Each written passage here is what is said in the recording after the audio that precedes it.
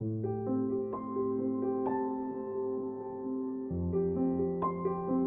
philosophy professor stood before his class with some items on the table in front of him. When the class began, wordlessly he picked up a very large and empty mayonnaise jar and proceeded to fill it with rocks. He then asked the students if the jar was full. They agreed that it was. So the professor then picked up a box of pebbles and poured them into the jar. He shook the jar lightly. The pebbles, of course, rolled into the open areas between the rocks.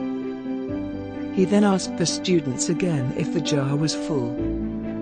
They agreed it was. The professor picked up a box of sand and poured it into the jar.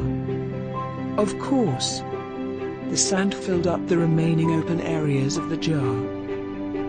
He then asked once more if the jar was full. The students responded with a unanimous yes. "Now," said the professor, "I want you to recognize that this jar represents your life. The rocks are the important things. Your family, your partner, your children. Things that if everything else was lost and only they remained, your life would still be full. The pebbles are the other things that matter, like your job, your house, your car. The sand is everything else, the small stuff. If you put the sand into the jar first," he continued, "there is no room for the pebbles or the rocks. The same goes for your life. If you spend all your time and energy on the small stuff, you will never have room for the things that are important to you. Pay attention to the things that are critical to your happiness.